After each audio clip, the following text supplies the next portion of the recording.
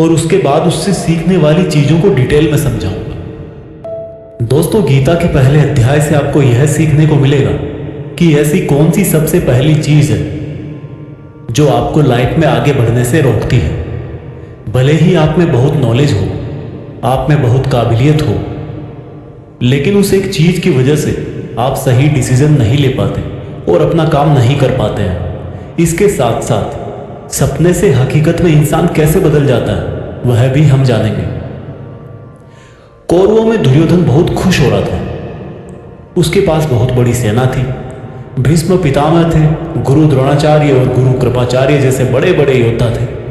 पांडवों की सेना में अर्जुन, भीम सहित 5 पांडव, भगवान कृष्ण, अभिमन्यु, द्रौपदी के 5 पुत्र आदि थे। अब यह युद्ध पूरी तरह से पारिवारिक युद्ध ही था। पांडवों और कौरवों के लिए गुरु द्रोणाचार्य और कृपाचार्य दोनों एक ही थे। दादा भीष्म भी एक ही थे। साथ ही साथ पांडव और कौरव दोनों खुद भी चचेरे भाई थे, लेकिन हर कोई जीतने के इरादे से आ रखा था।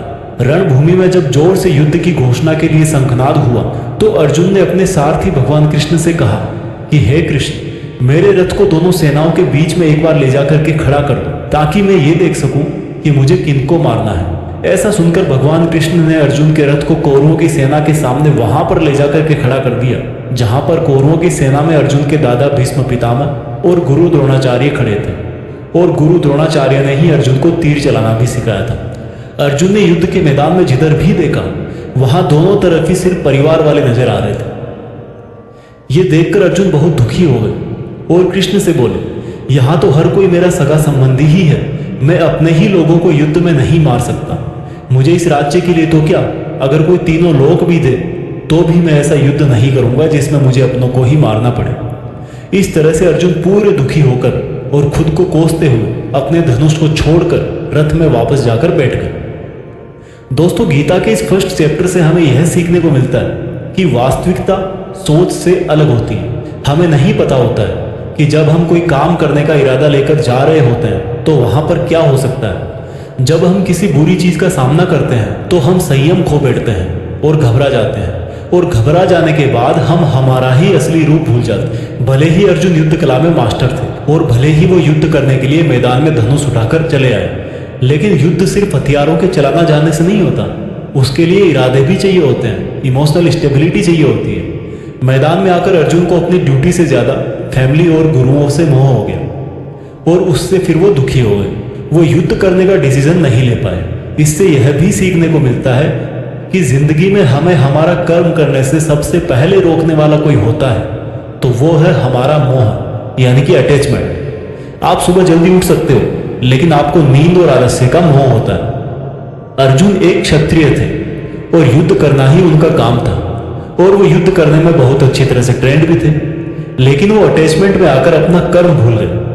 इसलिए अगर लाइफ में आपको चुनौतियों से लड़ना है तो आपको अपने अटैचमेंट को सेक्रीफाइस करना आना चाहिए। दोस्तों, इसको आप इस तरह से भी समझ सकते हो। मान लो आप किसी से बहुत प्रेम करते हो, लेकिन वह मनुष्य आपकी प्रेम की कदर नहीं करता। ऐसे में आपको उसका प्रेम पाने का मोह नहीं होना चाहिए, क्योंकि अटैचमेंट किसी भी तरह का हो, जब तक वो है आप अपनी लाइफ के अर्जुन नहीं बन पाओगे। दोस्तों, गीता के दूसरे अध्याय से हमें इमोशनल स्टेबिलिटी, आत्मा, मृत्यु, पुनर्जन्म, डिसीजन मेकिंग के बारे में सीखने को मिलता है, और गुस्से का सबसे बड़ा रीजन और उसका सॉल्यूशन क्या है, कैसे आप किसी भी कंडीशन में खुश रह सकते हो, और मेहनत कैसे करते हैं, यह भी आपको सीखने को मिलेगा। जब अर्जुन ने युद्ध करने से मना कर दिया तब सारथी श्री कृष्ण ने अर्जुन से कहा कि अर्जुन, ये तुम्हें अचानक से क्या हो गया? जिस तरह की कमजोर बातें तुम बोल रहे हो वो तुम जैसे महान योद्धा के मुंह से बिल्कुल अच्छी नहीं लगती। इसलिए अपने इस मन की कमजोरी को छोड़कर युद्ध के लिए वापस खड़े हो जा। अर्जुन बोले कि मैं किस तरह से अपने ही गुरुजी द्रोणाचार्य और दादाजी भीष्म पितामह को मारने के लिए अपना धनुष चला सकता हूं, क्योंकि ये तो मेरे लिए हमेशा से ही भगवान की तरह रहे हैं। इस युद्ध को करने से अच्छा है कि मैं भिखारी बन जाऊं, क्योंकि अपनों को ही मारूंगा तो जीत में भी मेरी हार ही है। मैं सही और गलत को नहीं समझ पा रहा, इसलिए मेरा मार्गदर्शन करो कृष्ण। श्री कृष्ण मुस्कुराकर अर्जुन को देखने लगे। भले कोई इंसान उनसे कुछ मांगे और वो दे ही ना, ऐसा भी कभी हो सकता है क्या? यहीं से शुरू होता है भागवत गीता का वो ज्ञान जो आपको भी अर्जुन बनकर ध्यान से सुनना और समझना चाहिए। श्री कृष्ण बोले कि अर्जुन, ये तुझे अचानक से क्या हो गया? तुझ जैसे इंसान को किसी दूसरे की मृत्यु को लेकर नहीं डरना चाहिए। और वैसे भी तुझे क्या लग रहा है, ये लोग तेरे मारने से मर जाएंगे और तू ही इनको मारेगा? इन सब लोगों का और तुम्हारा भी पिछला जन्म भी था और अगला जन्म भी होगा। इसलिए जैसा तुम सोचकर दुखी हो रहे हो, वह ज्ञान तुम्हारा अधूरा है। और रही बात इनकी मृत्यु का तुझे पाप लगने की, तो ये समझ ले, इनको मारने वाला तू नहीं बल्कि मैं हूं। तू तो इनकी मौत का सिर्फ एक कारण है। और ये लोग मरने के बाद भी मेरे ही पास आएंगे, क्योंकि ये लोग शरीर नहीं है बल्कि आत्मा है। और आत्मा को किसी भी तरह से नष्ट नहीं किया जा सकता। आत्मा तो अगले जन्म के लिए इस शरीर को उसी तरह से छोड़ देती है जिस प्रकार से तुम अपने पुराने कपड़े बदलकर नए पहनते हो। हे अर्जुन, जन्म देने वाला और मारने वाला मैं ही हूं। और ये बता, क्या तू किसी मरे हुए इंसान को जिंदा कर सकता है? अगर तू मरे हुए को जीवन नहीं दे सकता तो जीवित को भी नहीं मार सकता, क्योंकि जीवन देने वाला भी मैं हूं और मारने वाला भी मैं हूं। और इनकी मौत मैंने तेरे ही हाथों लिखी है।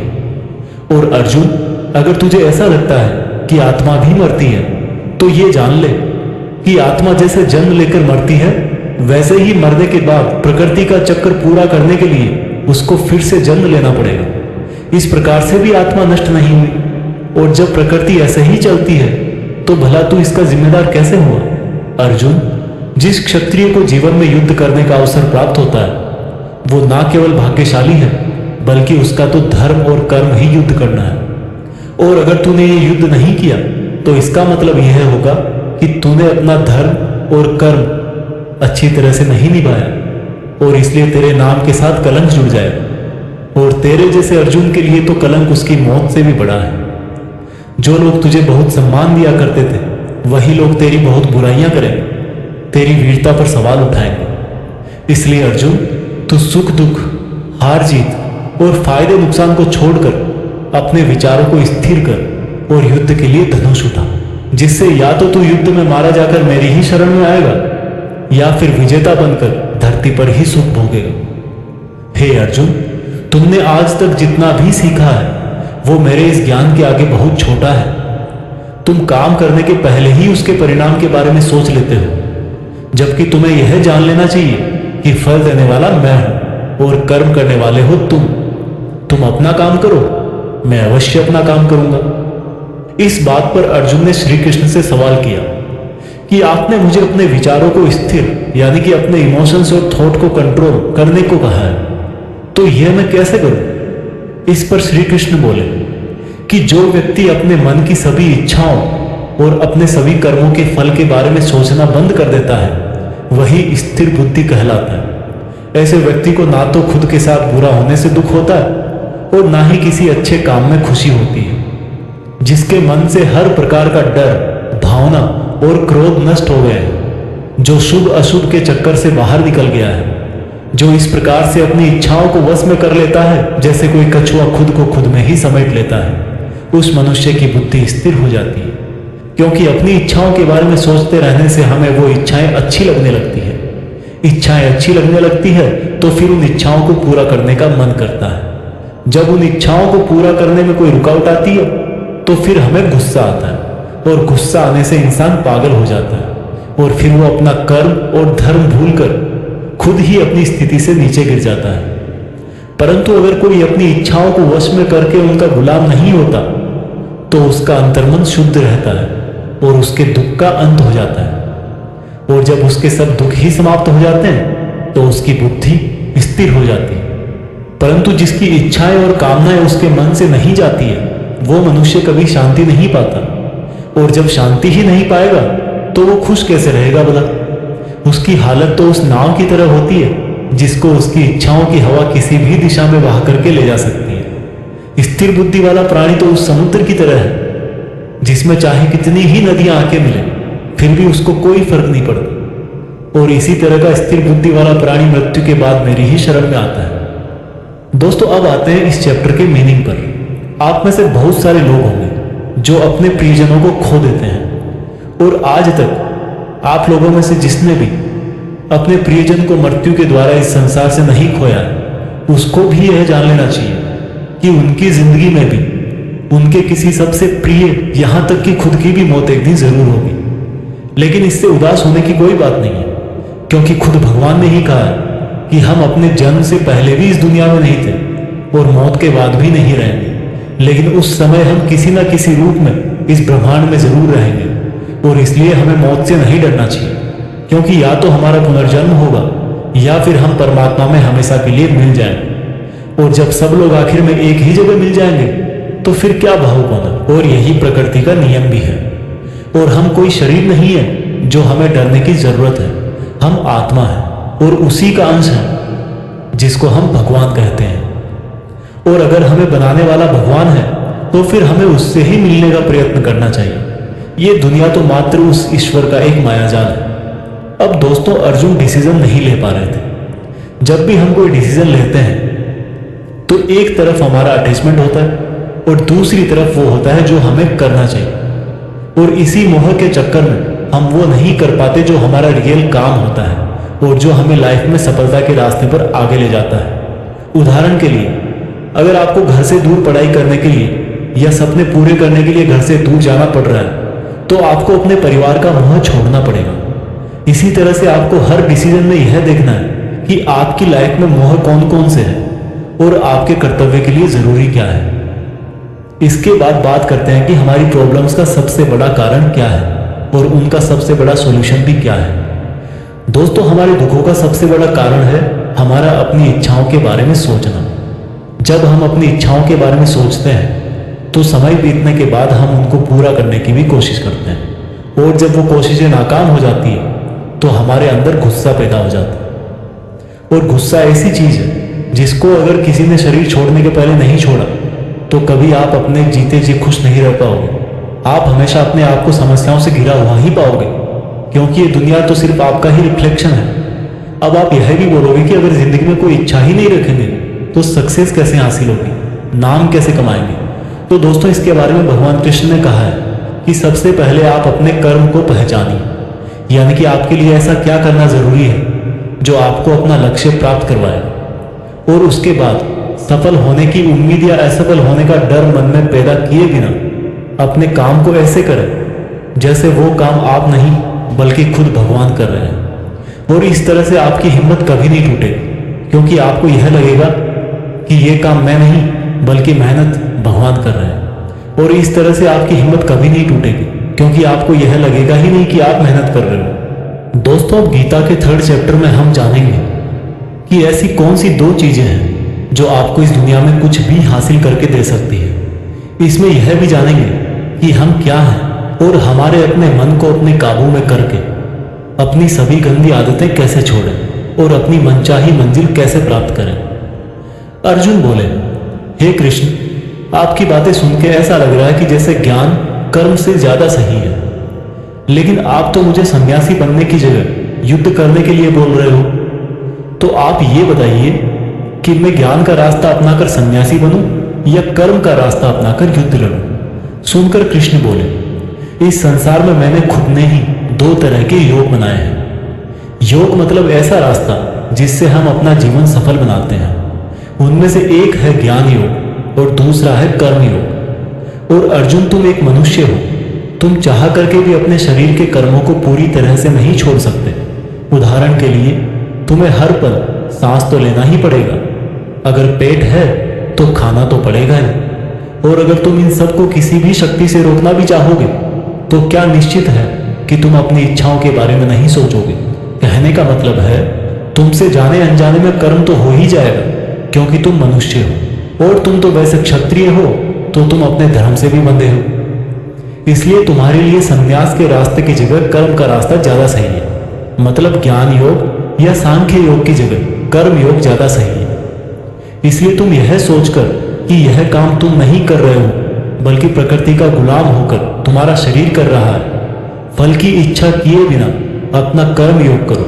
क्योंकि अगर तुम अपने आप को खुद के कर्म का कर्ता यानी करने वाला नहीं मानोगे तो मैं तुम्हारा कर्ता बनूंगा। और जब मैं तुम्हारा कर्ता बनूंगा तो तुम्हें बिना मांगे ही वो सब सुविधाएं, सुख और राज्य दे दूंगा जिसकी तुम्हें जरूरत होगी। बिना मेहनत किए ही सुख सुविधाओं और राज्य का भोग किया तो तुम एक चोर कहलाओगे और तुम कभी परमात्मा यानी कि मुझसे नहीं मिल पाओगे। जिस तरह से महान लोग खाने के लिए नहीं बल्कि जीने के लिए खाते हैं, उसी तरह से तुम भी परिणाम के लिए नहीं बल्कि कल्याण के लिए युद्ध करो।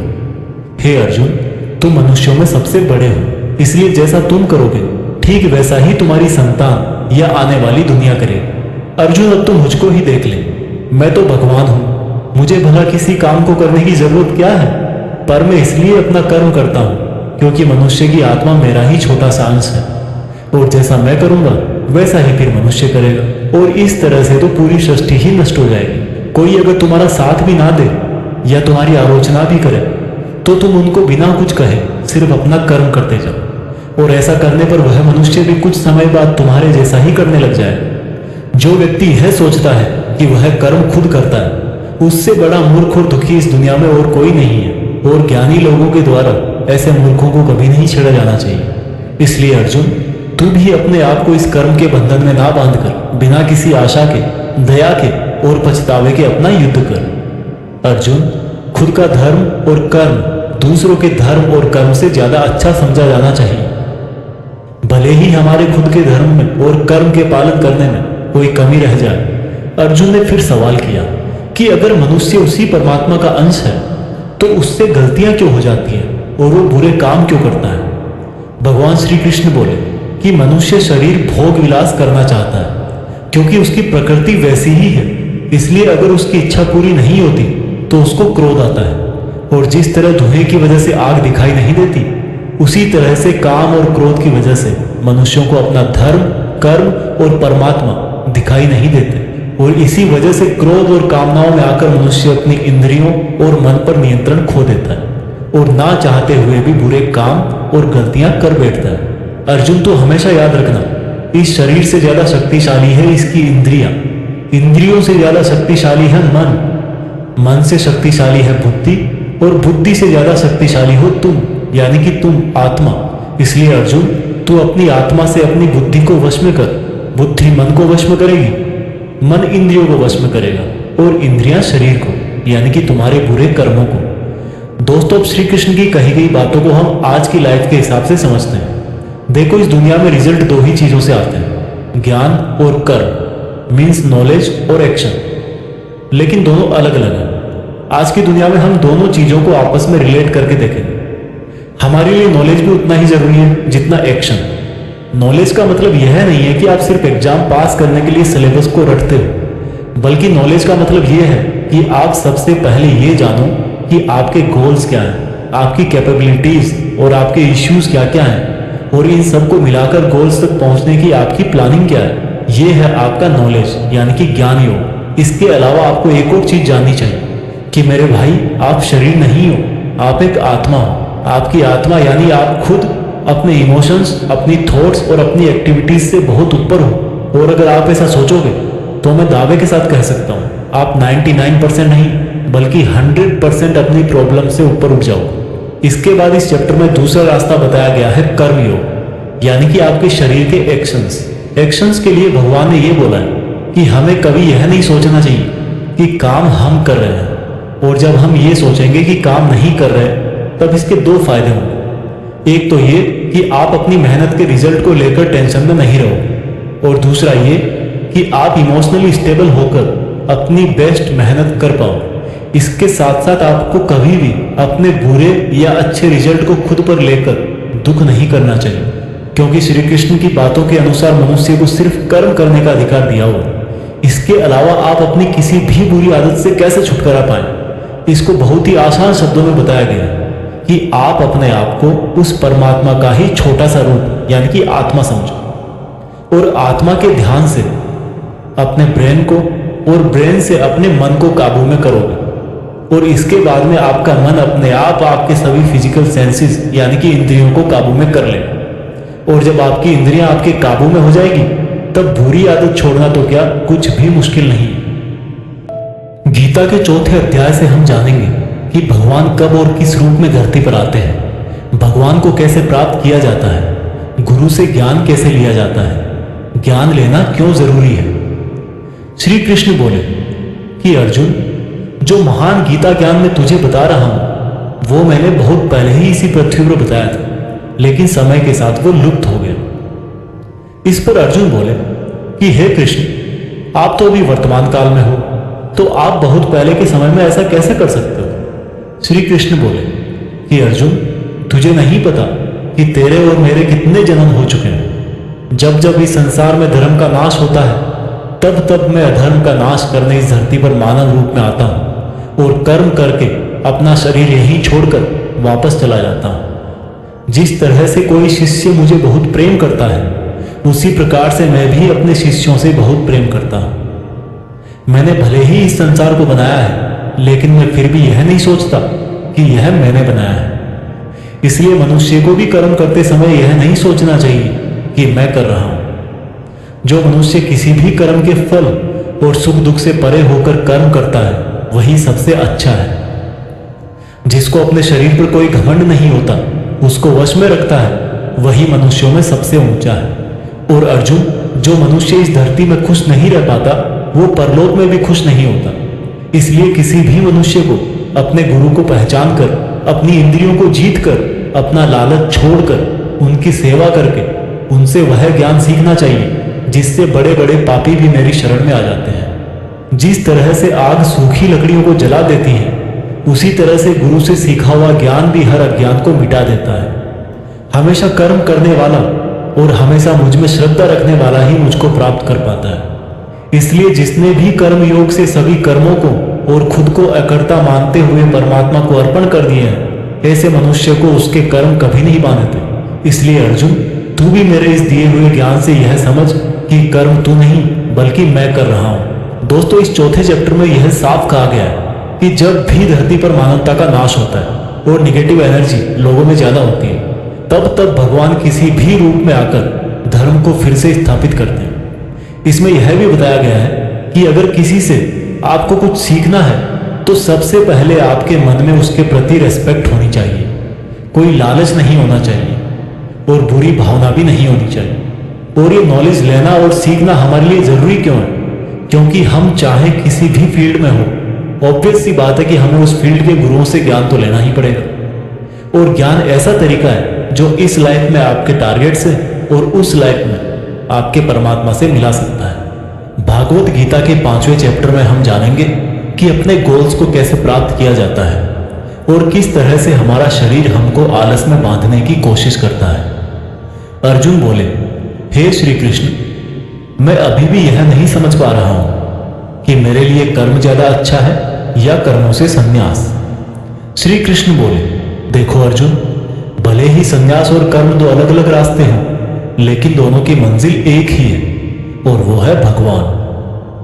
जो व्यक्ति अपने मन को भटकने नहीं देता, जो कर्म करके भी यह समझता है कि कर्म उसने नहीं बल्कि परमात्मा ने किया है, और जो सभी जीव जंतुओं को उसी परमात्मा का हिस्सा मानता है, वह मनुष्य मरने के बाद परमात्मा में ही मिल जाता है।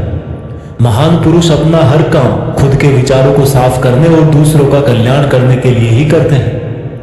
परमात्मा कभी भी मनुष्यों को बुरा काम करने के लिए नहीं उकसाता, बल्कि लोग खुद ही अपने क्रोध और मोह में आकर बुरे कर्मों के साथ साथ उनके फलों का भी निर्माण करते हैं। मैं तो बस उनका फल उन्हीं को वापस देता हूं। इस शरीर को चाहे कितना ही सुख दे दो, उसकी इच्छाएं तब भी पूरी नहीं होती। इसलिए अर्जुन, तेरे जैसे बुद्धिमान व्यक्ति को शरीर की इच्छाओं में मन नहीं लगाना चाहिए। इस संसार का असली योगी तो वो है जिसने अपने शरीर का नाश होने से पहले अपने क्रोध का नाश कर लिया, जो संपूर्ण प्राणियों का हित करता है, जिसका मन किसी भी कर्म में नहीं बंधता और जो अपने भटकते हुए मन को एक जगह केंद्रित करके परमात्मा को याद करता है, वही व्यक्ति सुखी भी है और परमेश्वर सहित सबका प्यारा भी। हे अर्जुन, ये इंद्रियां, मन, बुद्धि, इच्छा, आशा, डर और क्रोध ही तेरे दुश्मन हैं, इनका त्याग कर। दोस्तों, हमारी बॉडी यानी कि शरीर हमेशा रिलैक्स रहना चाहता है, क्योंकि बाय नेचर शरीर एक निर्जीव चीज ही है अगर उसमें आत्मा ना हो तो। लेकिन हम यह सोच लेते हैं कि मैं तो शरीर हूं, ये मेरी आंखें हैं, ये मेरे हाथ हैं और अब मेरा शरीर मुझे सोने के लिए बोल रहा है। तो इसका मतलब यह है कि आपका शरीर आपकी बुद्धि पर भारी पड़ चुका है। इसलिए आपको यह समझना होगा कि आप आत्मा हो और इस शरीर को आप अपनी बुद्धि से जिस तरह चलाना चाहोगे वह वैसा ही चलेगा। दोस्तों, जो रास्ते भागवत गीता में बताए जा रहे हैं वह मनुष्य को परमात्मा से मिला देते हैं। और अगर आप इन सब बातों को अपनी लाइफ में उतारोगे तो आप अपने सपनों को तो आसानी से हासिल कर ही लोगे। जैसे कि कहा गया है कि भगवान की प्राप्ति के लिए मन को वश में करना बहुत जरूरी है, ठीक उसी प्रकार से आपको अपनी लाइफ में भी मंजिल हासिल करने के लिए मन को वश में करना बहुत जरूरी है।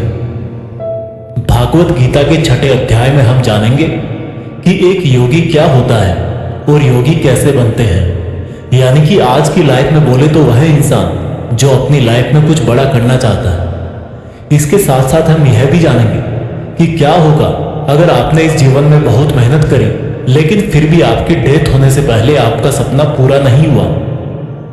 श्री कृष्ण बोले, केवल अपने सांसारिक कर्मों को त्यागने वाला ही योगी नहीं होता, बल्कि जो व्यक्ति करने योग्य सब काम को करता हुआ उनके फल का लालच नहीं करता वही असली योगी कहलाता है। जो व्यक्ति अपने मन को जीत लेता है तो उसके लिए इस संसार में और कुछ भी जीतना जरूरी नहीं होता, और जिसका मन इधर उधर भटकता रहता है उसके लिए इस संसार में कुछ भी पाना आसान नहीं होता, क्योंकि हमारा गुलाम मन हमारा मित्र होता है और अगर हम उसके गुलाम बन जाते हैं तो वो हमारा सबसे बड़ा शत्रु बन जाता है। जो व्यक्ति अपने मन के और संसार के किसी भी विचार, वासना या वस्तु से मोहित नहीं होता और जो मित्र, दुश्मन, महात्मा, पापी, जीव जंतु आदि के प्रति समान दया भाव रखता है वही योगी की असली निशानी होती है अर्जुन। और जब इस तरह का योगी भाव आने लगे तो बिना किसी आशा के, बिना किसी भय के अपने मन को मित्र बनाकर मेरा ध्यान करना चाहिए। ऐसा योगी नींद और भोजन भी उतना ही करता है जितना आवश्यक हो। ऐसा योगी उसी तरह से अपने वचन पर स्थिर रहता है जैसे पूरी तरह रुकी हुई हवा में दीपक की लौ होती है। जब जब भी उसका मन भटके तब तब उसको उस इच्छा को वश में करके फिर से मन को केंद्रित करना चाहिए। और जब योगी इस संपूर्ण ध्यान की अवस्था में आ जाता है तो बड़े से बड़ा दुख भी उसको उसके स्थान से नीचे नहीं गिरा सकता। अर्जुन ने कहा, मगर हे कृष्ण, यह मन बहुत ही चंचल और हठीला है। इसको एक जगह पर रोकना हवा को एक जगह पर रोकने की तरह बहुत मुश्किल है। श्री कृष्ण बोले, हाँ, ये सत्य है कि मन को वश में करना बहुत कठिन है, लेकिन यह भी जान लो कि बार बार योगाभ्यास और आत्मविश्वास से असंभव को संभव बनाया जा सकता है। अर्जुन ने फिर पूछा कि हे कृष्ण, अगर कोई योगी इस तरह से ध्यान केंद्रित करके योग करे लेकिन अगर अंतिम समय में किसी कारणवश उसका मन भागने लगे तो क्या उसकी पूरी मेहनत शून्य हो जाएगी? श्री कृष्ण बोले, नहीं अर्जुन, निरंतर परमात्मा की तरफ बढ़ना हर आत्मा का अधिकार है। अगर किसी कारणवश वह योगी आत्मा योग की राह से विचलित भी हो जाती है तो भी उसको योग भ्रष्ट पुण्य पुरुषों के लोक में कई वर्ष सुख और आनंद मिल जाता है, और वहां पर वह ध्यान भ्रष्ट योगी भी सुख में समय बिताकर फिर से किसी पुण्यात्मा के परिवार में जन्म ले लेता है। और इस तरह से उस आत्मा की यात्रा वहीं से शुरू हो जाती है जहां पर उसने पिछले जन्म में समाप्त करी थी, और इस प्रकार से उसे एक नया रूप, नया जीवन परमात्मा से मिलन के प्रयत्न के लिए फिर से मिल जाता है। अर्थात उसका पिछले जीवन में किया गया योग बेकार नहीं जाता, लेकिन लगातार प्रयत्न करने वाला योगी इसी जन्म में अपने जीवन चक्र से मुक्त होकर परमात्मा में विलीन हो जाता है। एक योगी तपस्वियों और विद्वानों से भी श्रेष्ठ है। इसलिए अर्जुन, तू भी योगी बन, क्योंकि जो योगियों में भी परम होता है वह मेरा भी परम प्रिय होता है। दोस्तों, हर वो इंसान जिसकी आंखों में कुछ बड़ा करने का सपना है उसको अर्जुन की तरह ही एक योगी बनना चाहिए। योगी वो इंसान है जो पूरी तरह से इमोशनली बैलेंस्ड है, न्यूट्रल है, जो दूसरों की बातें माइंड नहीं करता और हमेशा अपने टारगेट को पूरा करने के लिए मेहनत करता है। लेकिन दोस्तों, जिंदगी का किसको पता, भगवान ना करे कि ऐसा हो कि कोई इंसान उसके सपने पूरे होने से पहले ही मर जाए तो उसकी तो मेहनत किसी काम की ना रही और सपने सपने ही रह गए। पर एक बहुत ही सीक्रेट बात भगवान कृष्ण ने इस अध्याय में यह बताई है कि अगर आप मेहनत कर रहे हो और आपने बहुत एक्सपीरियंस गेन कर लिया है, बहुत नॉलेज हासिल कर लिया है, लेकिन फिर भी आपको मंजिल नहीं मिली और किसी रीजन की वजह से, परमात्मा ना करे ऐसा हो, पर आपकी डेथ हो जाए या सपने के लिए मेहनत करते करते बूढ़े होकर मर जाओ, तो इस केस में चाहे आपको जीते जी फल मिले या ना मिले, मरने के बाद में आपको स्वर्ग में अपने कर्मों के अनुसार पूरा सुख मिलेगा। और जब आपके अच्छे कर्मों का बैलेंस खत्म हो जाएगा तो आप फिर से धरती पर जन्म लेकर आओगे और बाय नेचर आप ऐसे माहौल या घर में जन्म लोगे जिसमें आपको पिछले जन्म के ज्ञान वाला लेवल नेचुरली ही मिल जाएगा और आपको उसके आगे की मेहनत करने के लिए फिर से एक पूरी नई जिंदगी मिल जाएगी। ऐसा मैं नहीं, स्वयं कृष्ण ने योगी के बारे में बताते हुए इस गीता के 6ठे चैप्टर के श्लोक नंबर 37 से लेकर श्लोक नंबर 45 तक यही बात कही है और यह भी कहा है कि ये उनके लिए एप्लीकेबल है जो सच में बहुत बहुत मेहनत करते हैं।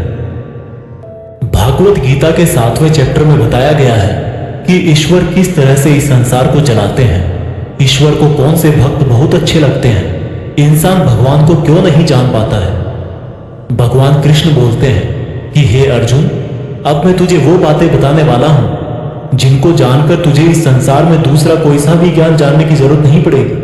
हजारों लोगों में से कोई एक मुझे प्राप्त करने की कोशिश करता है और ऐसे हजारों कोशिश करने वालों में से कोई एक ही मुझे बहुत समर्पण के साथ प्रेम करता है। मेरे 2 रूप हैं, एक जड़ रूप यानी कि जिसमें पृथ्वी, अग्नि, जल, वायु और आकाश के साथ साथ मन, बुद्धि और अहंकार है। वही दूसरा चेतन रूप जिसमें इस सृष्टि का चक्र है। समय को भी मैं ही चलाता हूं। जल, सूरज, चंद्रमा, ओमकार में मैं ही हूं। पृथ्वी की सभी पवित्र गंध, अग्नि और बुद्धिजीवियों का तेज, तपस्वियों का तप, धर्मों का पवित्र कर्म, बलवानों का बल और अलग अलग समय कालों का बीज भी मैं ही हूं। इस संसार के लोग सांसारिक गुणों के गुलाम हैं, इसलिए मुझे नहीं जान पाते और वास्तव में तो ये सांसारिक गुण भी मेरी ही माया है। मगर जो मनुष्य इस मेरे ही माया जाल को तोड़ देता है वो मेरा हो जाता है। माया जाल में फंसे हुए मूर्ख लोग मेरी शरण में नहीं आ पाते हैं। कोई भी भक्त 4 तरह से मेरी पूजा करता है, कोई प्राप्ति चाहने वाला, कोई दुख के संकट में याद करने वाला, मुझे जानने की इच्छा रखने वाला या फिर मुझे पहले से ही जानने वाला। लेकिन इनमें से मुझे अत्यंत प्रेम करने वाला ज्ञानी बहुत पसंद है। ये चारों ही तरह के भक्त दयावान होते हैं, लेकिन ज्ञानी पुरुष तो मानो जैसे मेरा ही रूप हो।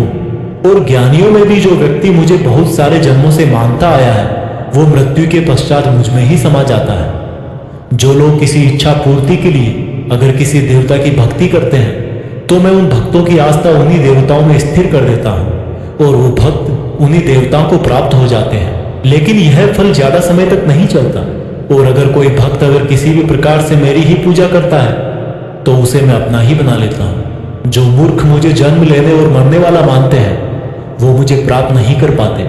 मैं भूतकाल, वर्तमान और भविष्य को पूरा जानता हूं, जबकि श्रद्धा रहित लोग मुझे भी नहीं जान पाते। जो भक्त इस सांसारिक मोह और माया को छोड़कर श्रेष्ठ कर्मों का आचरण करके मेरी भक्ति करते हैं वो इस मृत्यु से मुक्त होकर मुझ में ही समा जाते हैं।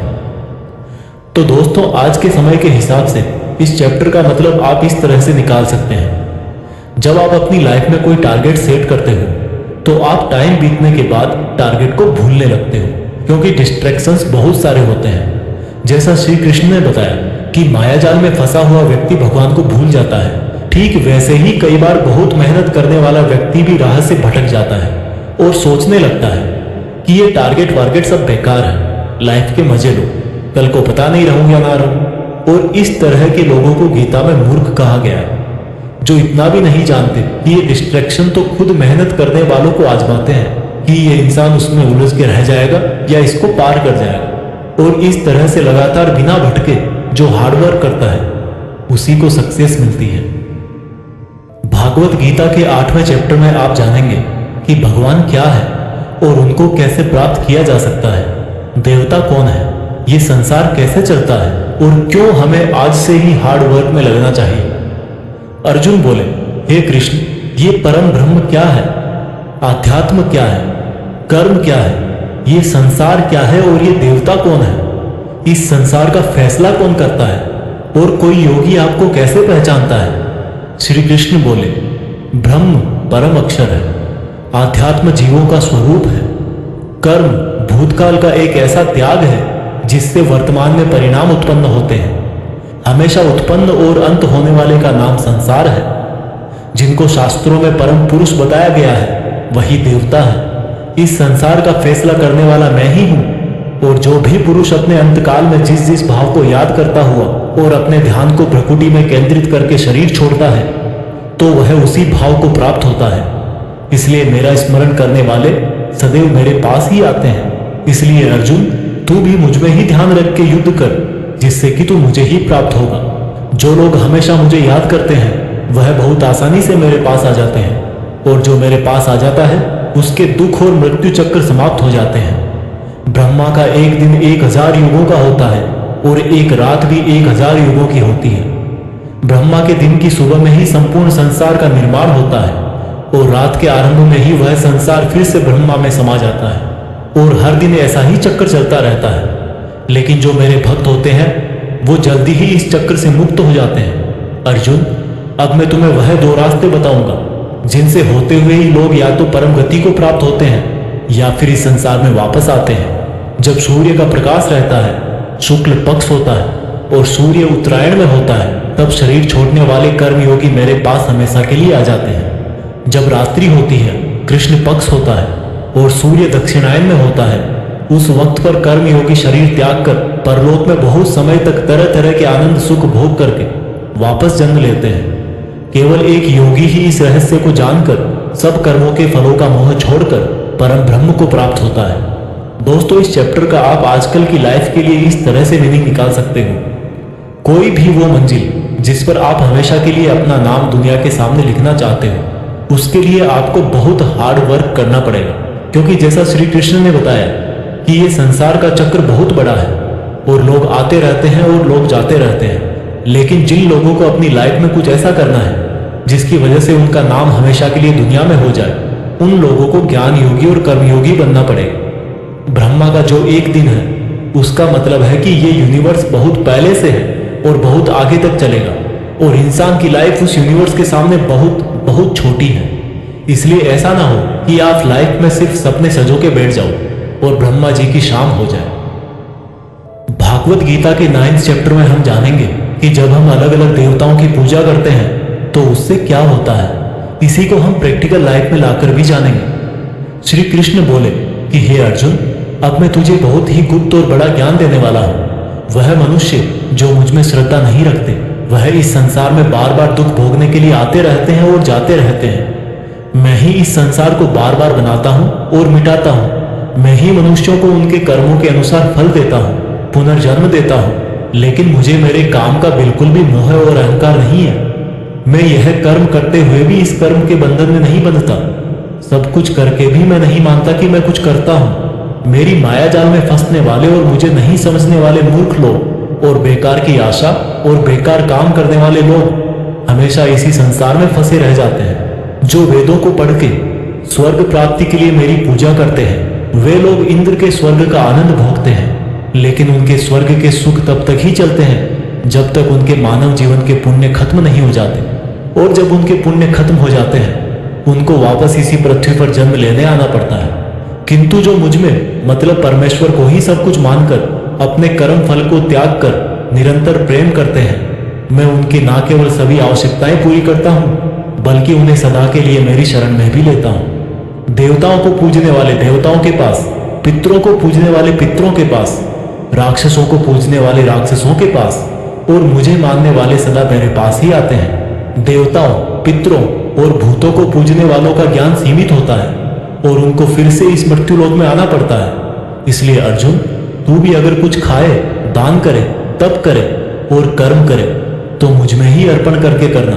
इस प्रकार से तो मुझको ही प्राप्त हो जाएगा। मेरे लिए प्रिय और अप्रिय सब बराबर है। यहाँ तक कि अगर कोई बहुत ही दुराचारी हो, चाहे स्त्री पुरुष हो, चाहे राजा या भिखारी भी हो, तो वह भी मुझ में आसक्त होकर इस भवसागर से तर जाता है। इसलिए अगर तू भी मुझ में समर्पित रहेगा तो मुझे ही प्राप्त करेगा। दोस्तों, जैसा कि श्री कृष्ण ने कहा कि जो जिसकी पूजा करता है मैं उसको उसी से जोड़ देता हूँ। दोस्तों, इस बात का बहुत गहरा मीनिंग है।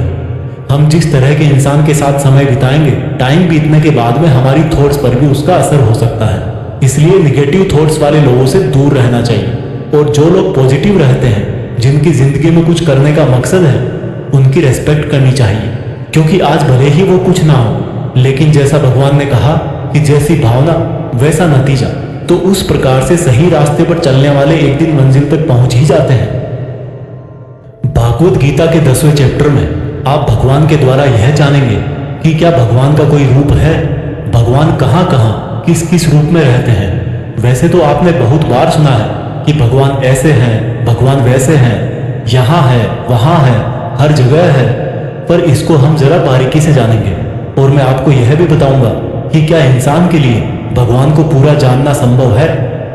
श्री कृष्ण बोले, अर्जुन तू मेरा सच्चा मित्र है और मुझसे प्रेम करता है, इसलिए अब मैं तुझे मेरे बारे में बताता हूँ। मेरे जन्म को कोई नहीं जानता, लेकिन जो यह जानता है कि मैं कभी नहीं जन्म लेने वाला और कभी नहीं मरने वाला हूँ, वही सबसे बड़ा ज्ञानी है। ज्ञान और मूर्खता, सत्य और झूठ, सुख और दुख, मन और बुद्धि, रचना और नाश, कीर्ति और अपमान सहित सभी भाव वास्तव में मैं ही तो हूँ। इस संसार में जहाँ जहाँ जिसकी भी पूजा होती है वह वास्तव में मैं ही हूँ। जो लोग मुझ में मन और प्राणों को अर्पण करते हैं उनके ज्ञान के अंधकार को मैं ही ज्ञान के उजाले से रोशन करता हूँ। इस पर अर्जुन बोले कि हे कृष्ण, आपने जो अभी तक खुद के बारे में बताया है उन सब बातों को मैंने मान लिया है, लेकिन आपकी बातें मेरा और ज्यादा मन मोह रही है। हालांकि आप ही खुद को पूरी तरह से जानते हैं, लेकिन फिर भी मैं आपको किस तरह से मानूं और अपनी शक्तियों और महिमाओं के बारे में भी बताइए। इस पर श्री कृष्ण बोले कि अर्जुन, वैसे तो मेरे विस्तार का कोई अंत नहीं है, लेकिन फिर भी मेरी जो भी जानकारी तेरे लिए जानना जरूरी है उससे मैं तुझे बताऊंगा।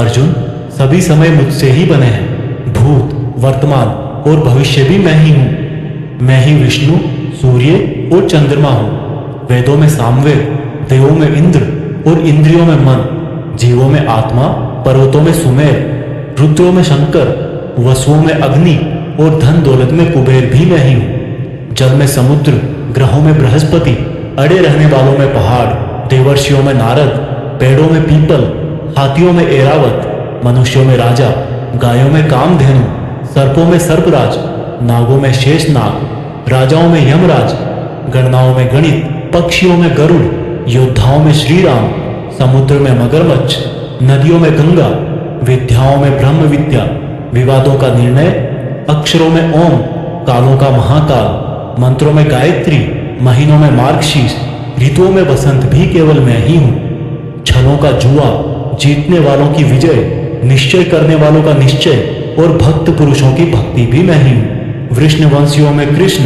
यानी कि स्वयं मैं, पांडवों में अर्जुन यानी कि तू, मुनियों में वेदव्यास और कवियों में शुक्राचार्य भी मैं ही हूँ। जीतने वालों की रणनीति और रहस्य रखने वालों का मौन भी मैं ही हूँ। हे अर्जुन, इस ब्रह्मांड में जितना भी जाना और अनजाना है वह सब मैं ही हूँ और मेरा कोई अंत नहीं है। इसलिए हे अर्जुन, मुझे पूरा जानना तेरे लिए किसी काम का नहीं है। बस तू इतना जान ले कि ये संसार तो मेरे एक छोटे से अंश मात्र से ही चलता है।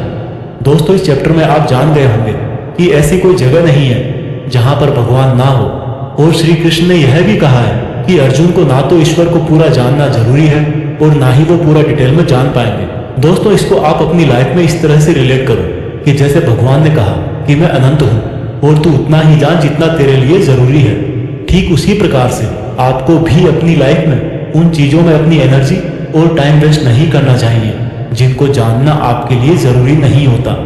सिर्फ आप इतना ध्यान रखें कि ऐसा कौन सा नॉलेज है जो आपको अपनी मंजिल तक पहुंचाएगा। भागवत गीता के 11वें चैप्टर में भगवान के विराट रूप के बारे में जानेंगे। अर्जुन बोले, हे कृष्ण, आपके दिए हुए ज्ञान से मेरे संदेह दूर हो गए हैं, लेकिन अगर संभव हो तो मैं आपका महान रूप देखना चाहता हूँ। इस पर श्री कृष्ण ने कहा, अवश्य अर्जुन, परंतु तू इन मानव की आंखों से यह सब नहीं देख पाएगा, इसलिए मैं तुझे यह सब देखने के लिए दिव्य आंखें देता हूँ। इसके बाद जो अर्जुन ने देखा वह वास्तव में कल्पना से परे था। भगवान का ना तो कोई आरंभ था, ना कोई मध्य था और ना कोई अंत था। परम ब्रह्म से इतना प्रकाश निकल रहा था जितना हजारों सूरज से भी नहीं निकल सकता। अर्जुन ने बहुत तरह के संसारों को श्री कृष्ण में समाहित देखा। अर्जुन ने हाथ जोड़ते हुए श्री कृष्ण से कहा, हे परम ब्रह्म, मैं आपके शरीर में सभी देवों को, सब मनुष्यों को देख रहा हूँ, लेकिन आपके शरीर का ना तो कोई आरंभ दिख रहा है, ना कोई मध्य है और ना ही कहीं अंत। आप में हर तरह के अस्त्र शस्त्र हैं, हर तरह के प्रकाश और सूर्य हैं। स्वर्ग और धरती के बीच का पूरा आकाश मानो आपसे ही भर गया है। कई देवता के समूह आप में प्रवेश कर रहे हैं, कई आपकी वंदना कर रहे हैं, तो कई लोग भयभीत होकर हाथ जोड़े खड़े हैं। आपके अनंत हाथ, पैर, पेट, आंखों, मुंह वाले रूप को देखकर समस्त सृष्टि सहित मैं बहुत व्याकुल हो रहा हूं।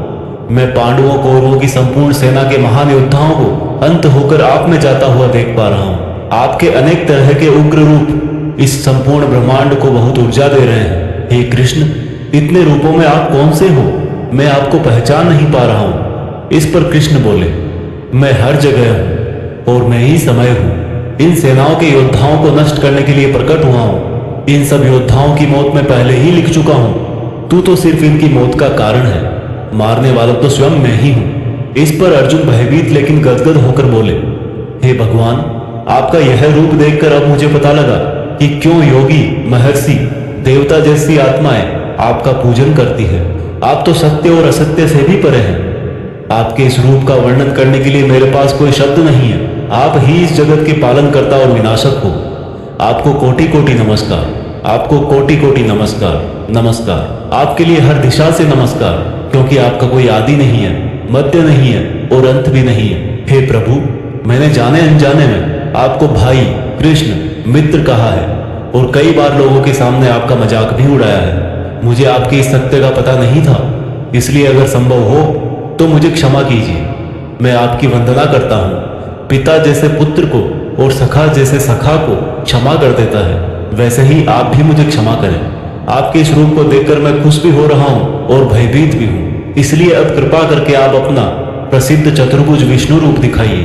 मैं आपको मुकुट, चक्र और गदा के साथ देखना चाहता हूँ। इस पर श्री कृष्ण बोले कि अर्जुन, मैंने तेरे आग्रह पर वह रूप दिखाया है जिसको आज तक कोई मनुष्य नहीं देख पाया है और ना ही देख पाएगा। मेरे इस रूप और अनंत आकार को देखकर तू व्याकुल भी ना हो और पागल भी ना हो, और अब तेरी इच्छा अनुसार तू मेरा चतुर्भुजी रूप भी दे। इस प्रकार से श्री भगवान ने अपना चतुर्भुजी रूप दिखाकर अर्जुन का साहस बढ़ाया और अनंत रूप से उत्पन्न हुई व्याकुलता भी दूर करी। इस पर अर्जुन बोले कि हे कृष्ण, अब मैं आपके इस रूप को देखकर फिर से शांत हो गया हूँ। कृष्ण बोले, अर्जुन, जो चतुर्भुजी रूप तुमने अभी देखा है वो बड़ा ही दुर्लभ है और इसको देखने के लिए देवता भी तरसते हैं। यह चतुर्भुजी रूप किसी भी यज्ञ, दान, तप और वेद से देखा जा सकता है, परंतु अर्जुन, जो तेरी तरह मेरा परम भक्त है, कर्तव्य परायण है, वासना और बैर रहित है, वह अंत में मुझे ही प्राप्त होता है।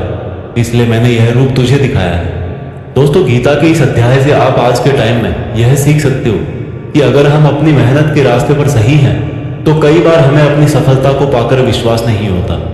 हमें पता ही नहीं लगता कि हमने इतनी मेहनत कर ली, और जब सफलता आती है तब भी लगता है कि ये तो बहुत बड़ी है, मैंने इतनी मेहनत तो की ही नहीं थी। और दोस्तों, यही महान लोगों का एक गुण भी है, वो मेहनत करते हैं लेकिन उनको यह भी आभास नहीं रहता कि वो कितनी मेहनत कर रहे हैं। यह उनके बड़प्पन को दिखाता है। दोस्तों, गीता के 12वें चैप्टर में हम जानेंगे कि अपने गोल्स पर कैसे अडिग रहें, एक स्टूडेंट को क्या करना चाहिए। अर्जुन ने कहा कि हे भगवान, आपको क्या मानकर पूजना ज्यादा अच्छा है, रूप या फिर निराकार? श्री कृष्ण ने कहा, जो भक्त मन को एकाग्र करके श्रद्धा से युक्त होकर मुझ सगुण रूप परमेश्वर को भजते हैं, वह मुझे योगियों में श्रेष्ठ लगते हैं। परंतु जो भक्त अपनी इंद्रियों को वश में करके मन बुद्धि से परे मेरे अविनाशी रूप पर ध्यान लगाते हैं, वह मुझे ही प्राप्त होते हैं। जो भक्त अपने कर्मों को मुझ में अर्पण करके मेरा चिंतन करते हैं, वो भी मुझे ही प्राप्त होते हैं। इसलिए तू मन को मुझ में ही लगा, और अगर तेरे लिए मन को वश में करना संभव नहीं है तो तू योग द्वारा मुझको प्राप्त करने का प्रयत्न कर। जिसके क्रोध और सभी द्वेष समाप्त हो गए हैं, वह भक्त मुझे बहुत पसंद है। अगर तू मन को रोकने के अभ्यास में भी असफल है तो तू मेरे लिए ही कर्तव्य परायण हो जा और कर्म फल का त्याग कर दे। अभ्यास से ज्ञान श्रेष्ठ है, ज्ञान से मुझ परमेश्वर का ध्यान श्रेष्ठ है, और इस ध्यान से भी श्रेष्ठ है सभी कर्मों के फल का त्याग करना, जिससे तुरंत ही शांति मिलती है। जो व्यक्ति हर तरह के सुख दुख, शस्त्र और मित्र भाव, लाभ हानि, मोह और इच्छा, हर तरह के मौसम से मुक्त है और सभी प्राणियों को बराबर देखता है, और जो अपने मन और इंद्रियों को पूरी इच्छा शक्ति से वश में किए है, वही परमानंद के लिए श्रेष्ठ है। जो निंदा और प्रशंसा को एक समान समझता है, जो किसी भी स्थान पर किसी भी भोजन के साथ रह सकता है, वह भक्त मुझे श्रेष्ठ लगता है। और उनमें भी जो निष्काम भाव से अपना कर्म और मेरी सेवा करते हैं वह मुझे अति प्रिय है। दोस्तों, इस चैप्टर में बताया गया है कि आपको अपने खुद के पुराने अनुभवों से सीखना चाहिए। एक स्टूडेंट को या एक उस इंसान को जो अपनी लाइफ में कुछ बड़ा करना चाहता है, उसको कम खाना चाहिए और हर तरह के इमोशन में सिर्फ यह सोचना चाहिए कि खुद का सपना कैसे पूरा करूं। भागवत गीता के 13वें चैप्टर में हम जानेंगे कि किस तरह से हमारे एक्शन से रिजल्ट पैदा होता है। श्री कृष्ण ने कहा कि यह शरीर एक क्षेत्र की तरह है और जो इसको जानता है उसको क्षेत्रज्ञ कहते हैं। क्षेत्र मतलब खेत। जिस तरह से खेत में जैसा बीज डालते हैं वह उसी प्रकार का सही समय आने पर फल देता है, उसी तरह जीवन में भी जिस तरह का कर्म फल का बीज मनुष्य डालता है वही बीज समय आने पर उसी प्रकार का फल देता है। इसीलिए इस शरीर को क्षेत्र कहा गया है। यह क्षेत्र और क्षेत्रज्ञ का ज्ञान बहुत विद्वानों द्वारा बहुत तरीके से कहा जाता है और इस ज्ञान में 5 महाभूत यानी कि पृथ्वी, अग्नि, जल, वायु, आकाश को मिलाकर मन, बुद्धि, अहंकार और सभी इंद्रियां भी शामिल है। इसके साथ साथ इसमें सुख दुख, चेतना, शरीर, धैर्य और विकार भी सम्मिलित है। अब परम ब्रह्म को प्राप्त कराने वाला ज्ञान क्या है यह मैं तुझे बताऊंगा। मनुष्य में कोई भी खूबी होने पर उसमें किसी तरह का घमंड नहीं होना चाहिए। किसी भी प्राणी को सताना नहीं चाहिए। दूसरों के प्रति क्षमा भाव होना चाहिए। गुरु की सेवा की जानी चाहिए। मन और वाणी में सरलता होनी चाहिए। मन और समस्त इंद्रियों पर पूरा वश होना चाहिए। किसी भी तरह के भाव में नहीं बहना चाहिए। संतान, जीवन साथी, घर और धन में मोह नहीं होना चाहिए। अच्छे और बुरे में भी मन और बुद्धि की स्थिरता होनी चाहिए। वासना वाले लोगों से दूरी होनी चाहिए। एकांतवास में मन का शुद्धिकरण करना चाहिए। मुझ परमेश्वर में पूरी तरह से समर्पण और ध्यान मग्न रहना चाहिए। हे अर्जुन, अब मैं तुझे परम ब्रह्म के बारे में कहूंगा। वो सर्वव्यापी है। वह सब इंद्रियों के साथ भी इंद्रियों के बिना है और वह निर्गुण होकर भी सभी गुणों के साथ है। वह सभी सजीवों और निर्जीवों में है।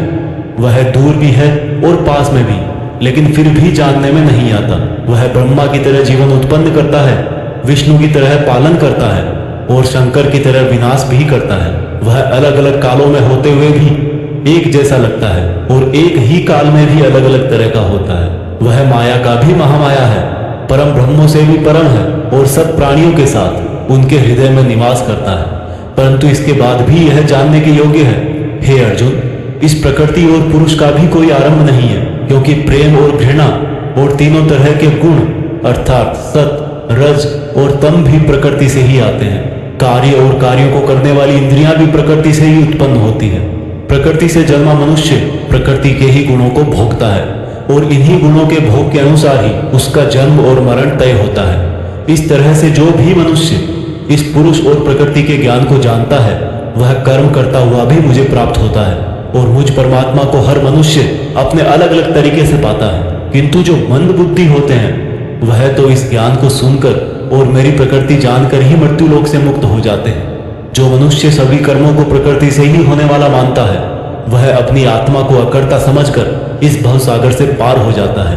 हे अर्जुन, जिस तरह से आसमान का पदार्थ काफी पतला होता है और इसीलिए वो दूषित नहीं होता, उसी प्रकार से यह आत्मा शरीर में सूक्ष्मता से रहती है जिससे ये कभी दूषित नहीं होती। इस प्रकार से प्रकृति, पुरुष और चेतना के ज्ञान से तू भी मुझ परम ब्रह्म को प्राप्त हो जा। दोस्तों, इस चैप्टर में यह बहुत ही बारीकी से बताया गया है किस तरह से हमारे ही कामों से हमें तकलीफ या खुशी मिलती है। मान लीजिए हमारा शरीर खेत की तरह है और हम हैं इसके किसान। अब हम जो भी इस खेत में बोएंगे फल भी उसी बीज के अनुसार हमें भविष्य में जाकर मिलता है। इसलिए यह हमारे आज के एक्शंस पर ही डिपेंड करता है कि हमें फ्यूचर में क्या मिलने वाला है। दोस्तों, भागवत गीता के 14वें चैप्टर में हम जानेंगे कि किस तरह से हमारा स्वभाव और यह संसार 3 गुणों में बटा हुआ है। श्री कृष्ण बोले, हे अर्जुन, अब मैं तुझे संसार के उन 3 गुणों के बारे में बताऊंगा जो आत्मा को शरीर के मोह से बांधते हैं और जिन्हें जानकर कोई भी मनुष्य मुझे पा सकता है। यह तीनों गुण है सत्वगुण, रजोगुण और तमोगुण। सत्वगुण इन सभी गुणों में श्रेष्ठ है और यह ज्ञान और सुख से जोड़ता है। रजोगुण कामना और आसक्ति से उत्पन्न होता है जो कि कर्म और उसके फल में बांधता है। तमोगुण मनुष्य को भोग विलास, आलस्य और निद्रा में बांधता है। हे अर्जुन, सत्वगुण सुख देता है, रजोगुण कर्म करवाता है और तमोगुण मनुष्य को उसके स्थान से भी बहुत नीचे गिरा देता है। इन्हीं भी 2 गुणों को वश में करने से तीसरे गुण की प्राप्ति होती है।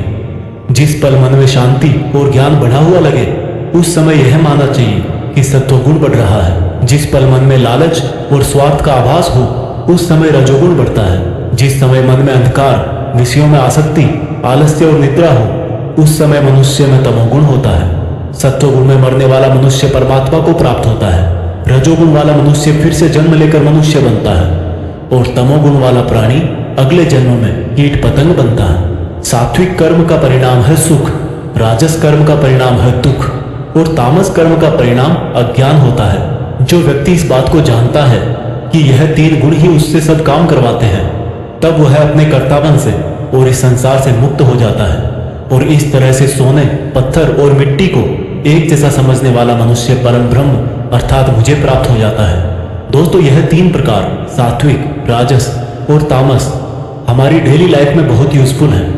अगर आप मेहनत करके कुछ उम्मीद नहीं करोगे तो आप हमेशा खुश रहोगे।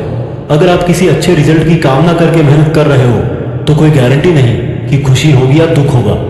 अगर आपने किसी का नुकसान करने के लिए कर्म किया है तो यह निश्चित है कि किसी न किसी समय आपको ही दुख मिलेगा।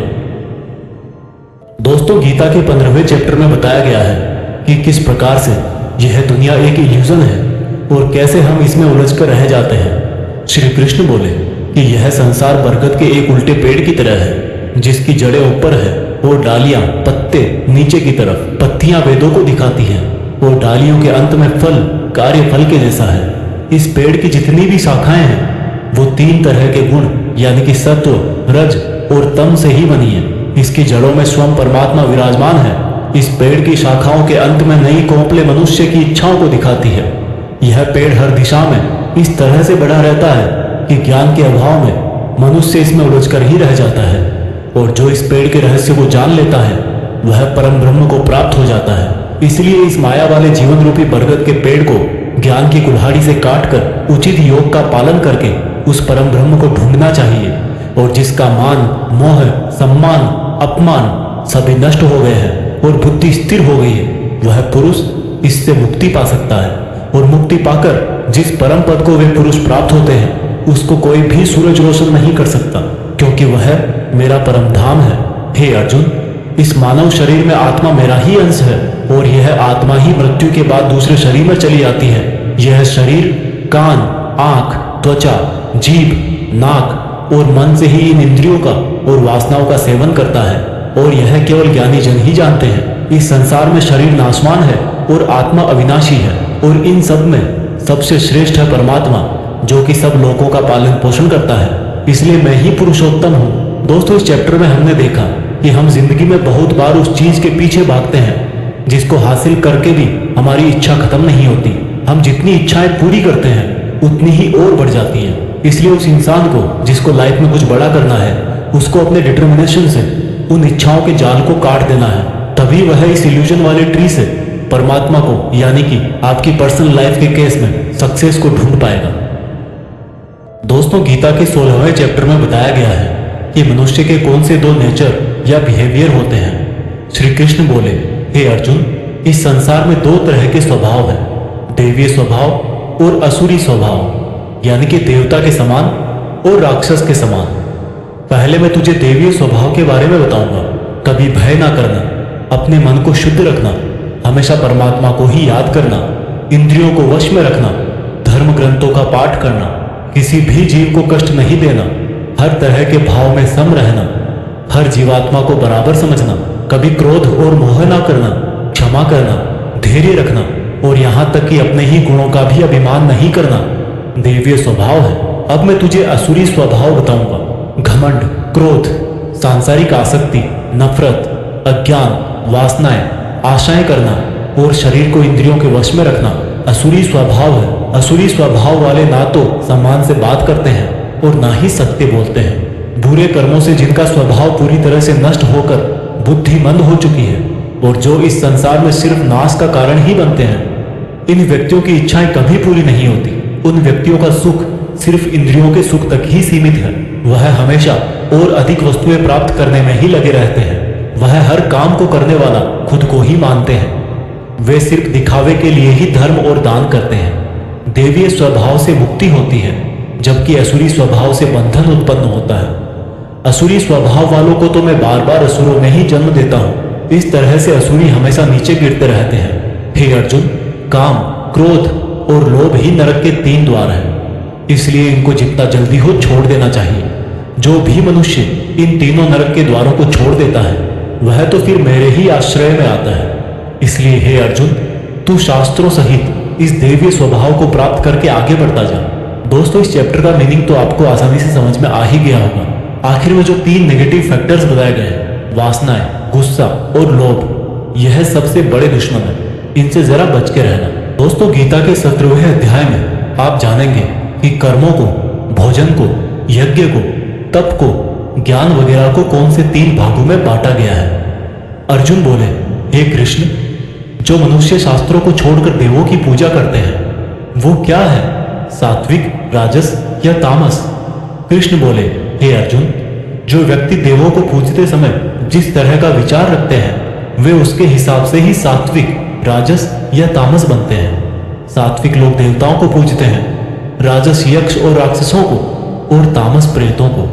जो मनुष्य शास्त्रों से दूर रह के भी मन से कठिन निर्णय लेता है और कर्म करता है और कर्म को ही तप मान करके करता है वह भी इस संसार से मुक्त है।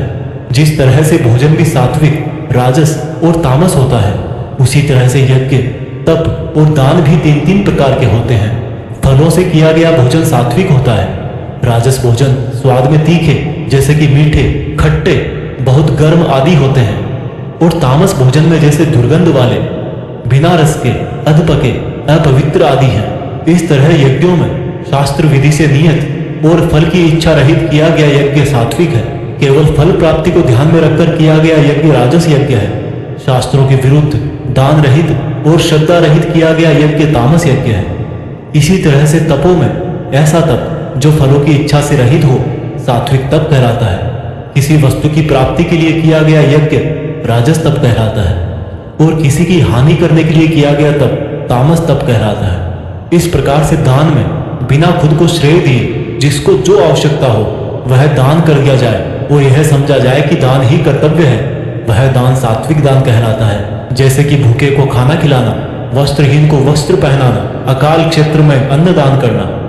जो दान उसके फलों को दृष्टि में रखकर खुद का मान बढ़ाने के लिए, स्वर्ग की प्राप्ति के लिए और दान के बदले में वापस प्रत्युपकार की चाह में दिया गया हो वह राजस दान कहलाता है। जो दान बिना सम्मान के किसी को अपमान करके बलपूर्वक दिया जाता है या किसी अयोग्य को दिया जाता है तो उसको तामस दान कहते हैं। श्रद्धा सहित, फल की इच्छा रहित और जगत कल्याण के लिए किया गया दान, यज्ञ और तप मनुष्य को इस संसारी माया से मुक्त करके मुझ में विलीन करता है। दोस्तों, इस चैप्टर में आपने सुना कि हर कर्म के 3 प्रकार होते हैं और इन कर्मों को करते टाइम आपके मन में जैसी भावना या जैसा मकसद होता है उसी तरह से आपको फल मिलता है। और ये तीनों प्रकार हैं सत, रज और तम। सत सबसे अच्छा माना गया है, तम सबसे गिरा हुआ माना गया है। सत का मतलब है आप जो भी काम करें, मेहनत करें, उसमें एकदम इमोशनली स्टेबल होकर बिना उस काम के रिजल्ट के बारे में सोचे, बिना उस काम को करने का क्रेडिट लिए खुद के मन की शुद्धता और संसार का कल्याण करने के लिए करें। लेकिन आज के टाइम में हम अपने गोल्स के लिए काम करते हैं जिनमें हमें मेहनत के लास्ट में रिजल्ट चाहिए होता है। भगवान कृष्ण ने कहा है कि हमारे दुखों का और काम बिगड़ने का यही मेन रीजन है कि हम उसके रिजल्ट के बारे में सोच सोच कर परेशान रहते हैं। इसलिए दोस्तों, आप भी सत्य के इस रास्ते पर रहने की कोशिश करें। दोस्तों, गीता के 18वें और आखिरी चैप्टर में हम जानेंगे कि क्या त्याग और संन्यास एक ही है। इस पूरे गीता ग्रंथ का निचोड़ भी आपको इसी चैप्टर में मिल जाएगा। इसलिए आपको इस चैप्टर को लास्ट तक ध्यान से सुनना चाहिए। अर्जुन बोले, हे कृष्ण, मैं त्याग और संन्यास के बारे में जानना चाहता हूँ। श्री कृष्ण ने उत्तर दिया कि अर्जुन, इस संसार में कुछ लोग कर्मों के फलों को छोड़ने को त्याग कहते हैं और अगर कर्मों को ही त्याग दे तो उसको संन्यास कहते हैं। कुछ लोग सभी कर्मों को दोष भरे और सभी दुखों का कारण मानकर उनका त्याग करने के लिए बोलते हैं और कुछ लोग बोलते हैं कि यज्ञ, तप और दान वाले कर्म कभी भी नहीं त्यागने चाहिए। इसलिए अर्जुन, अब तू मेरे से त्याग और संन्यास को अच्छी तरह से समझ। इन दोनों में से मैं त्याग को पहले बताऊंगा क्योंकि यह त्याग भी 3 तरह का होता है, सात्विक, राजस और तामस।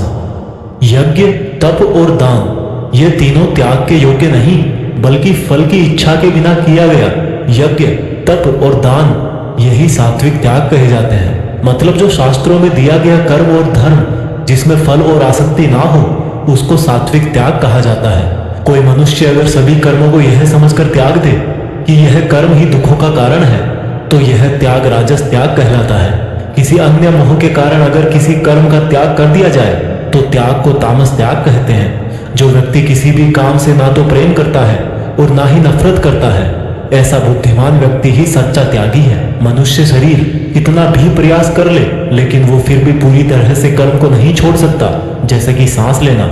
इसलिए कर्मों के फलों को छोड़ देना ही सच्चा त्याग होता है। जो लोग कर्म फलों का त्याग इस संसार में नहीं करते हैं, उनके कर्म फल मृत्यु के बाद भी उनका पीछा नहीं छोड़ते हैं। हे अर्जुन, मनुष्य मन, वाणी और शरीर से जो भी अच्छा या बुरा काम करता है, वह 5 तरह से होता है। करने वाले के द्वारा, उसके शरीर के द्वारा, उसकी ज्ञानेंद्रियों के द्वारा, उसकी कर्मेंद्रियों के द्वारा, या फिर उसके पूजनीय देवताओं के द्वारा। ज्ञाता, ज्ञान और ज्ञेय ये 3 प्रकार की कर्म प्रेरणा है। कर्ता, कारण और क्रिया ये 3 तरह के कर्म संग्रह है। अर्जुन, ज्ञान, कर्ता और कर्म ये तीनों भी 3 तरह के हैं। जिस ज्ञान में परमात्मा को अमर और अनंत माना जाता है, वह ज्ञान सात्विक है। जिस ज्ञान में परमात्मा को अलग अलग समयों में अलग अलग नामों से जाना जाता है, वह राजस ज्ञान है। और जो ज्ञान सात्विक ज्ञान और राजस ज्ञान के बाहर है, वह तामस ज्ञान है। जो कर्म श्रद्धा रहित और फल की इच्छा के बिना किया जाता है, वह सात्विक कर्म कहलाता है। जो कर्म कुछ पाने के लिए किया जाता है, वह राजस है। और जो कर्म किसी का नुकसान करने के लिए किया जाता है, वह तामस कर्म है। इस प्रकार से सात्विक कर्म करने वाला सात्विक कर्ता, राजसी कर्म करने वाला राजसी कर्ता और तामसिक कर्म करने वाला तामसिक कर्ता कहलाता है। इस तरह बुद्धि और संकल्प भी 3 तरह के होते हैं। हे अर्जुन, सात्विक कर्म, राजस कर्म और तामस कर्म करने वालों की बुद्धि और संकल्प ये भी क्रमशः सात्विक, राजस और तामस होते हैं। हे अर्जुन, सुख भी 3 तरह के होते हैं। बिना किसी कर्म फल के परम ब्रह्म में ध्यान लगाकर मिलने वाला सुख सात्विक सुख होता है। बल, बुद्धि, शक्ति, राज्य इत्यादि की प्राप्ति राजस सुख है। नींद, आलस्य और वासना इत्यादि तामस सुख है। इस पूरे ब्रह्मांड में इन तीनों प्रकार के अलावा और कुछ भी नहीं है। हे अर्जुन, ब्राह्मण, क्षत्रिय, वैश्य और शूद्र इन चारों के कर्म इनके गुणों के आधार पर बांटे गए हैं। अपनी मन और इंद्रियों को वश में रखना, सभी प्राणियों का भला करना, धर्म का पालन करना, बिना कर्ता भाव के कर्म करना, परमात्मा में ध्यान लगाना, ये सब गुण जिसमें होते हैं उसको ब्राह्मण कहना चाहिए। बल, बुद्धि, दान, वीरता, शासन ये सब क्षत्रिय के कर्म हैं। खेती, व्यापार इत्यादि वैश्य का काम है तथा इन सब वर्णों की सेवा करना शूद्र का कर्म है। हे अर्जुन, दूसरों के धर्म और कर्म से तो अच्छा है भले ही कम गुणों वाला हो, लेकिन अपना ही कर्म और धर्म निभाए, और ऐसा करना ही मोक्ष के द्वार खोलता है। मानव कर्मों में कुछ ना कुछ कमियां तो रहती ही है, फिर भी उसको खुद का कर्म नहीं छोड़ना चाहिए। जिस तरीके से कोई व्यक्ति भगवान को पा सकता है, वह अब मैं तुझसे सारांश में कहूंगा। हमेशा और हल्का भोजन करने वाला, हमेशा और हल्का भोजन करने वाला, अपने देश का धर्म निभाने वाला, इच्छाओं का त्याग करके एकांत में ज्ञान का अध्ययन करने वाला, मन, वाणी, शरीर को वश में रखने वाला, लाभ हानि, सजीव निर्जीव, मित्र शत्रु इन सबको बराबर समझने वाला, घमंड, बल, मोह रहित और शांति सहित भगवान से अनंत भक्ति प्रेम करने वाला सदा के लिए मेरे पास आ जाता है। इस तरह का ब्रह्म योगी ना तो कोई आशा करता है, ना ही स्वयं को या दूसरों को दोष देता है, और ना ही दुख और सुख में विचलित होता है। इस तरह का परम योगी सब कर्म करता हुआ भी स्वयं को कर्ता ना समझकर मुझ परमात्मा को ही कर्म करने वाला समझता है। हे अर्जुन, इस तरह से तू भी इन बातों को समझकर अगर अपना धर्म और कर्म निभाएगा तो तू भी मुझ में परम पद पाएगा। और अगर तू इस तरह बोलकर कि मैं युद्ध नहीं करूंगा, मेरे ज्ञान को नहीं मानेगा, तो अपने धर्म, कर्म और परमार्थ से भटक जाएगा और नष्ट हो जाएगा।